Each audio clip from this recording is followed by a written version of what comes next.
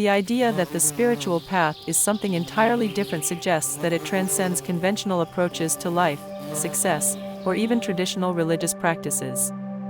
Here's a detailed description and analysis of this concept.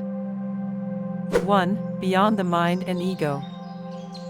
Description: many spiritual teachings propose that the spiritual path is not about intellectual understanding or adhering to belief systems, but about transcending the ego. The ego represents our identity shaped by thoughts, memories, desires, and fears. The spiritual path invites us to move beyond these constructs and see a deeper reality. Analysis: the ego creates the illusion of separation between self and others, between humans and nature, between the individual and the divine. The spiritual path challenges this, suggesting that true understanding lies in realizing the interconnectedness of all things. It's not about accumulating knowledge, but about dissolving the barriers the mind creates. 2. Direct experience of reality. Description: many spiritual traditions emphasize that the truth of existence cannot be fully comprehended through books, dogma, or second-hand information. The spiritual path demands direct experience, often described as a form of awakening or enlightenment, where one perceives reality as it is, without distortion from personal conditioning. Analysis: this is a key point of difference from academic or religious study. It's not about following a prescribed path or doctrine, but about living in the present moment, experiencing life fully. The path involves practices like meditation, mindfulness, or self-inquiry, which are aimed at directly experiencing one's true nature beyond thoughts or emotions. 3. Non-attachment and inner freedom. Description: unlike the material path, which is often driven by desires for achievement, possessions, or status, the spiritual path encourages non-attachment. Non-attachment doesn't mean renouncing the world or its pleasures, but engaging with life without being bound by expectations or fears. Analysis: on this path, freedom comes from within.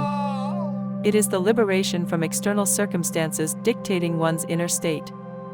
By letting go of attachment to outcomes or transient things, individuals on the spiritual path discover a lasting inner peace that isn't swayed by life's ups and downs.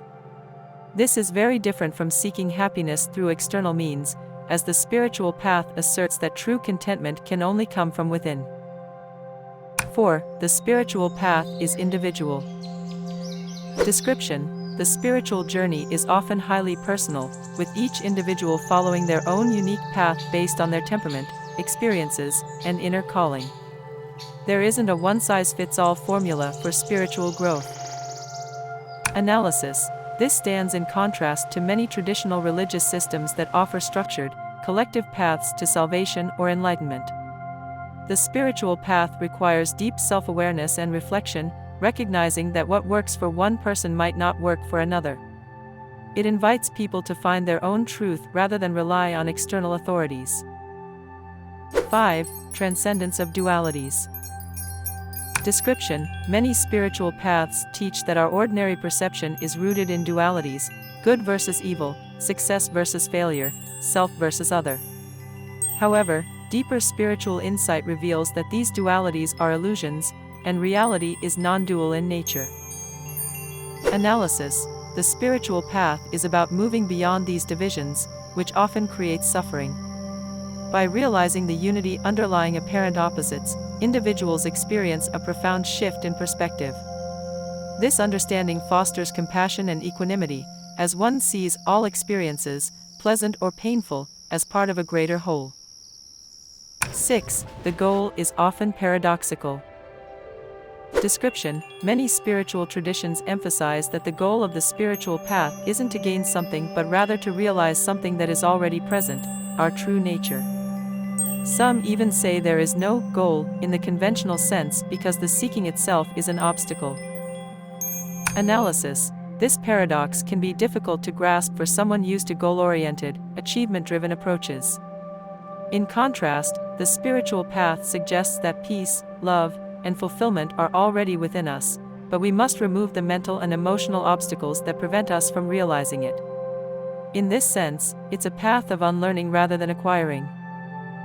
The spiritual path, being something entirely different, points to a process of inner transformation that defies traditional routes of self-improvement, material gain, or societal success. It's about going beyond the mind, beyond dualities, and experiencing life in its raw, unfiltered truth. It's a deeply personal journey of awakening, where the goal isn't to achieve anything external, but to realize one's own innate freedom, peace, and connection to all things. This path often requires surrendering the ego and embracing non-attachment, focusing on direct experience, and cultivating awareness. Ultimately, the spiritual path leads to a profound inner freedom, which is radically different from the pursuit of external goals in the material world that we will meet next episode. Goodbye, your psycho-philosopher.